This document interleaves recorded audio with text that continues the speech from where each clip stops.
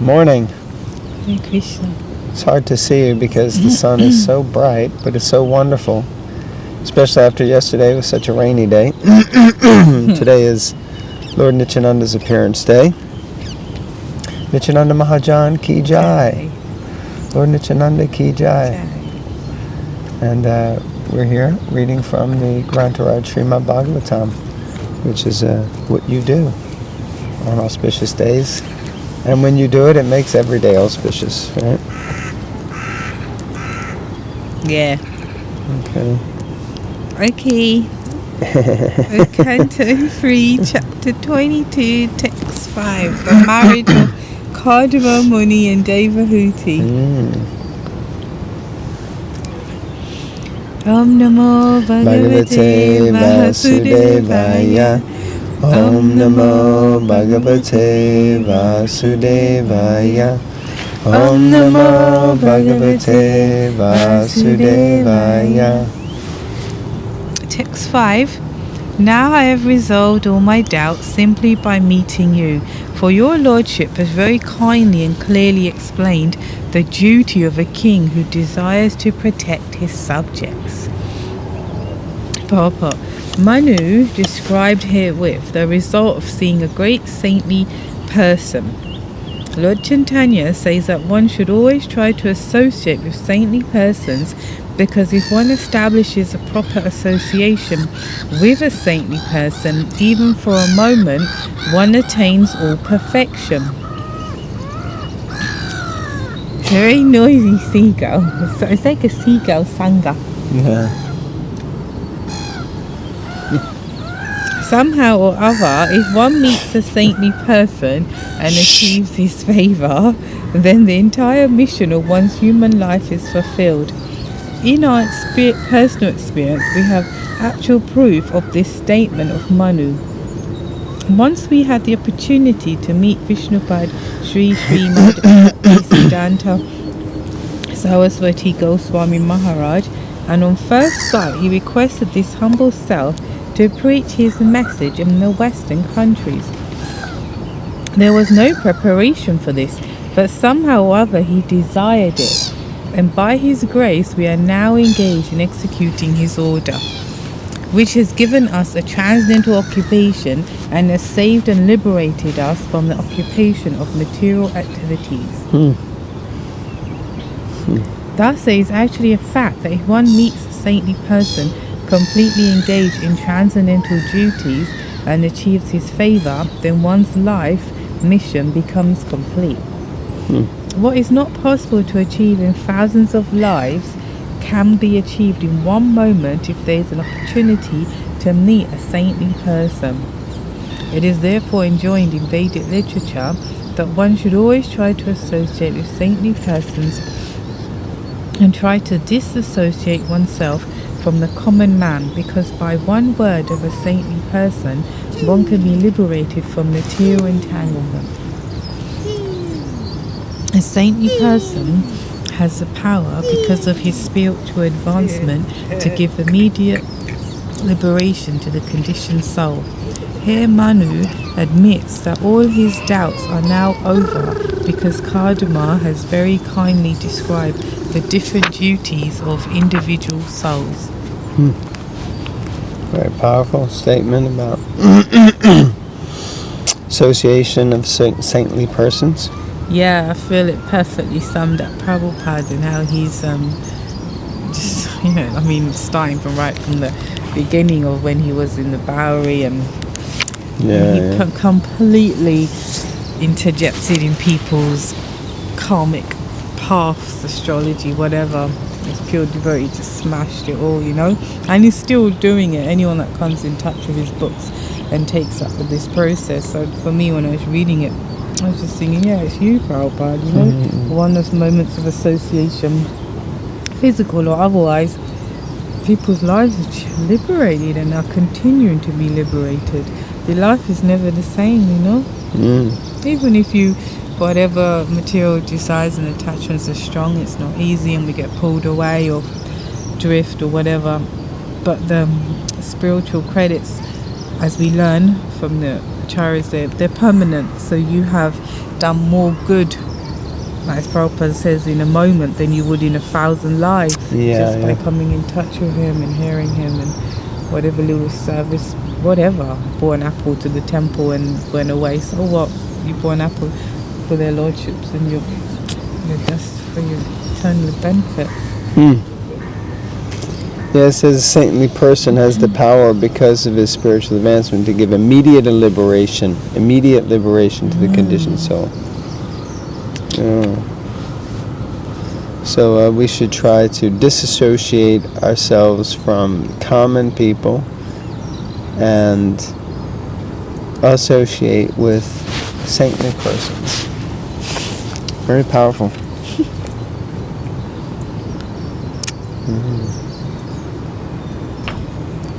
But you mentioned Prabhupada, but here we see Prabhupada also mentions his Guru Maharaj and the benefit he got from meeting with Bhaktisiddhanta Saraswati Thakur. And I like this, and he said that it's has given us a transcendental occupation and has saved and liberated us from the occupation of material activities. Yes, so Prabhupada got a transcendental occupation from that meeting. Of course, that meeting happened when he was, what I think about, is it 26 or something? I was going to say 26 as well. I think it's like he was 26. 25. For some reason, I think it was like 1919. Prabhupada was born in 96, so 1896, I think. So like that. But yeah, powerful. Text number 6. It is my good fortune that I have been able to see you, for you cannot easily be seen by persons who have not subdued the mind or controlled the senses. I am all the more fortunate to have touched my head with the blessed dust of your feet. Purport. The perfection of transcendental life can be achieved simply by touching the holy dust of the lotus feet of a holy man. In the Bhagavatam it is said, Mahatpada Rajo Bhishekam, which means to be blessed by the holy dust of the lotus feet of a Mahat, a great devotee. As stated in Bhagavad Gita Mahatmanas 2, those who are great souls are under the spell of spiritual energy, and their symptom is that they fully engage in Krishna consciousness for the service of the Lord. Therefore they are called Mahat. Unless one is fortunate enough to have the dust of the lotus feet of a Mahatma on one's head, there is no possibility of perfection in spiritual life. So here it's not just a extracurricular activity. It's not like it's a good thing. It's a mandatory, absolute thing. Yes. So. The Parampara system of disciplic succession is very important as a means of spiritual success. If one becomes a Mahat by the grace of his Mahat spiritual master, if one takes shelter of the lotus feet of a great soul, there is every possibility of one's also becoming a great soul. When Maharaj Rahugana asked Jad Bharat about his wonderful achievement of spiritual success, he replied to the king that spiritual success is not possible simply by following the rituals of religion or simply by converting oneself into a sannyasi or offering sacrifices as recommended in the scriptures. These methods are undoubtedly helpful for spiritual realization, but the real effect is brought about by the grace of the Mahatma. In Vishwanath Chakravarti Thakur's 8 stanzas of prayer to the spiritual master, it is clearly stated that simply by satisfying the spiritual master, one can achieve the supreme success in life. And in spite of executing all ritualistic performances, if one cannot satisfy the spiritual master, one has no right to spiritual perfection. Here the word Akritatmanam is very significant. Atma means body, soul or mind, and Akrit Atma means a common man who cannot control the senses or the mind. Because the common man is unable to control the senses and the mind, it is his duty to seek the shelter of a great soul or a great devotee of the Lord, and just try to please him. That will make his life perfect. A common man cannot rise to the topmost stage of spiritual perfection simply by following the rituals and religious principles. He has to take shelter of a bona fide spiritual master and work under his direction faithfully and sincerely. Then he becomes perfect without a doubt.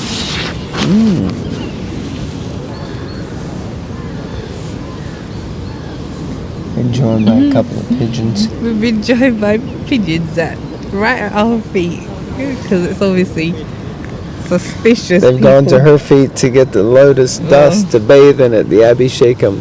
I got no food to give them. And Mahat Pada Rajobhishekam, which means be blessed by the holy dust of the lotus feet of Mahat. Oh, okay. Oh, I think they're looking for breadcrumbs. Yeah. If I had any, I'd eat them myself. Krishna, Krishna, Hari Hari. Okay, text 7. I have fortunately been instructed by you, and thus great favor has been bestowed upon me. I thank God, and I have listened with open ears to your pure words. Purport. Sri Rupa Goswami has given directions in his Bhakti Rasamrita Sindhu on how to accept a bona fide spiritual master and how to deal with him.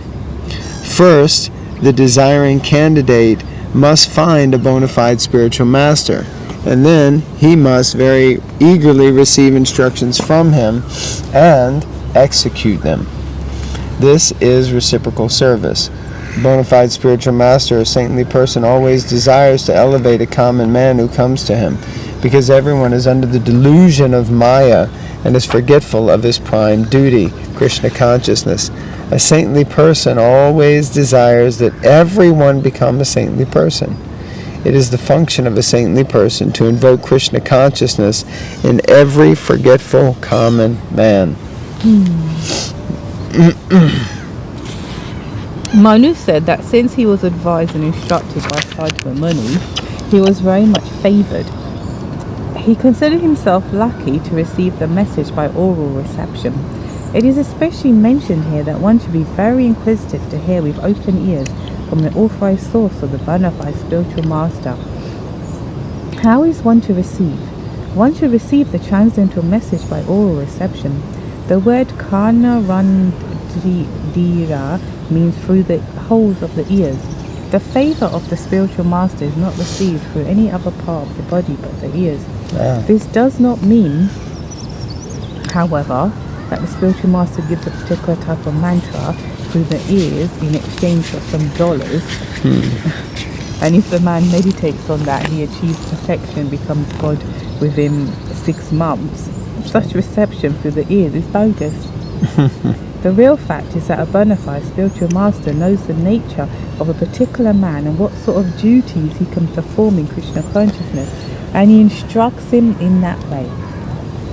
He instructs him through the ear, not privately but publicly. You are fit for such and such work in Krishna consciousness. You can act in this way. One person is advised to act in Krishna consciousness by working in the deity's room. Another is advised to act in Krishna consciousness by performing editorial work. Another is advised to do preaching work. And another is advised to carry out Krishna consciousness in the cooking department. There are different departments of activity in Krishna consciousness, and the spiritual master, knowing the particular ability of a particular man, trains him in such a way that by his tendency to act he becomes perfect. Bhagavad Gita makes it clear that one can attain the highest perfection of spiritual life simply by offering service according to his ability, just as Arjuna served Krishna by his ability in the military art. Arjuna offered his service fully as a military man and he became perfect. Similarly, an artist can attain perfection simply by performing artistic work under the direction of the spiritual master. If one is a literary man, he can write articles and poetry for the service of the Lord under the direction of the spiritual master. One has to receive the message of the spiritual master regarding how to act in one's capacity, for the spiritual master is expert in giving such instructions. Pretty powerful, huh? Yeah, it's interesting. Yeah, the spiritual master knows his disciple. and will instruct accordingly. Sometimes like mentees or sometimes devotees you're like looking after, they say, oh, I'm worried because they may be reading especially when they read in the Leela and Rita or Pastor Prabhupada, and they say, oh, but he told disciples, you go there, you go to China, you go there. I'll be so scared, because you're thinking, I don't want to give up my job, I don't want to leave my family, and I don't want to leave my parents' house, and then you have to explain like that this is the mood that you're instructed. I guess time, place and circumstance, and Prabhupada had the emergency situation for the short time he was here to establish so many holy places and shelter. But yeah, the Guru is not going to just do something crazy and say, go to Kajia, what is it? What's that place my uncle, Timbuktu, your uncle is always going to Timbuktu for some reason. Don't know why. He won't tell you to go to Timbuktu and start something there, But if he did, there would be a reason why he said it. As long as he's in good standing, there would be a reason. Yeah, and the point would be that you should try to follow it to the best of your ability. Yes. All success would be there. I mean, imagine Srila Prabhupada was 26 and he got the order, you should preach, the message of Sri Chaitanya Mahaprabhu in the West, in the English language, to the people in the Western world, kind of thing. And Prabhupada had just gotten married, I think. Maybe he had one son already, and he was like, what am I supposed to do tonight? But he did what he could do at that time. But then we see later, it turned out to be something completely different. And by the time Prabhupada was writing this, you could say the rest is history, because he obviously did it. And it became amazing. So we'll finish this paragraph and then we'll conclude. This combination, the instruction of the spiritual master and the faithful execution of the instruction by the disciple, makes the entire process perfect. Srila Vishwanath Chakravarti Thakur describes in his explanation of the verse in Bhagavad Gita, Vyavasayatmika Buddhi, that one who wants to be certain to achieve spiritual success must take the instructions of the spiritual master as to what his particular function is. He should faithfully try to execute that particular instruction and should consider that his life and soul. The faithful execution of the instructions which he receives from the spiritual master is the only duty of a disciple, and that will bring him perfection. One should be very careful to receive the message from the spiritual master through the ears and execute faithfully. That will make one's life successful. So, combination, the instruction and the execution of the follow-through by the disciple. So instruction comes from Guru, follow-through is with the disciple, and the faithfully execution which receives one should. And Prabhupada in his purport, he qualifies and makes quite clear, how we should follow the spiritual master. So, and execute with faith. So like you were saying, if, the spiritual master says, okay, go to Timbuktu and start a center, then it's like, okay, all right. Now, it doesn't mean like, theoretically, it could mean pack your bags right now and just get on a plane. Whatever is there and just do it. But it may mean, okay, maybe we need to wind some things up and have a look at what Timbuktu is, where it is, what's there, what facility, and start to plan in an organized way, I think. Anyway, a few thoughts. I can see you've got the book up. You want me to stop? Okay. Okay, so thank you all very much for joining us. And nice topic today about the spiritual master, which is very good because Lord Nityananda is also Guru Tattva. So we can understand that through Lord Nityananda we get the mercy of the spiritual master and vice versa. And so Yeah, we can remember Lord Nityananda with that. Hare Krishna.